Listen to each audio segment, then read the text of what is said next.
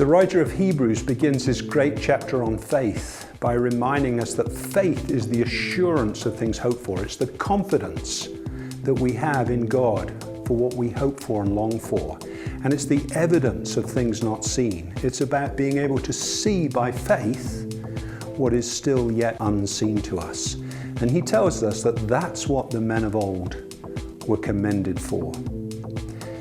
As navigators, as we look into the future, among many other things that God promises to us, we see a vision of the future as expressed in this beautiful narrative statement of our vision, which is the third part of our core.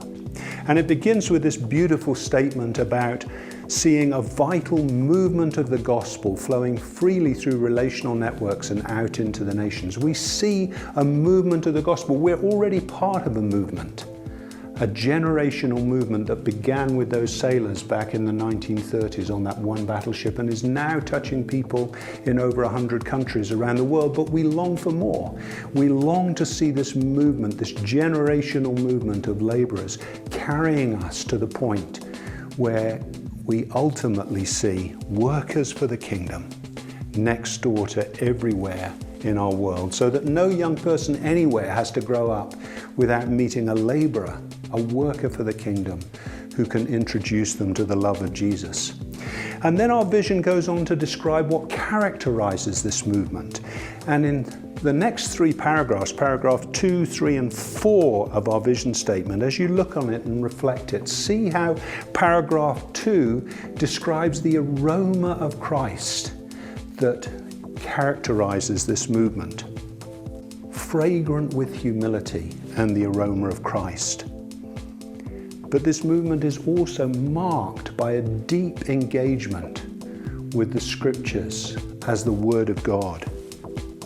A commitment to believe the promises of God and to seek the purposes of God in His Word. It's also characterized by laborers and leaders emerging. Laborers and leaders who, as spiritual parents, model authenticity and relevance, and who have a growing commitment to Christ-likeness. But I love also the way that the last three paragraphs of our vision statement describe the roles that these laborers and leaders play. Paragraph 5 is about local laborers, insiders, we often call them. Ordinary people in many walks of life, joyfully living integrated lives and living as fruitful insiders among the lost where God has placed them. Paragraph 6 describes the vital role of pioneers. Teams of mobile pioneers crossing cultures, entering new cities and nations, intentionally embodying and proclaiming the good news of Jesus Christ so that transformed communities of men and women are multiplied. We believe God for thousands upon thousands of people like this everywhere, who will be the carriers of our ministry and our movement into new contexts and new cities and new campuses and new military bases.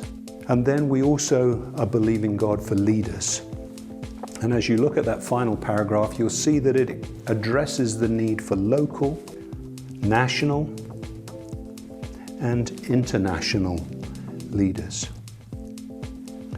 And it talks about an international leadership community bringing focus, alignment, and energy to our movement and being clearly committed to long-term impact in generational ministry. So I hope these ideas help you and that this will prompt you to engage with our vision statement in a new way, not just for your understanding, but to spur your faith and to guide your prayers as you pray for the ministry in your own local context, in your own nation, and also as you pray for our movement around the world, so that we will indeed see this vital movement of the gospel that we're believing God for, flowing freely into the nations until there are workers for the kingdom next door to everywhere.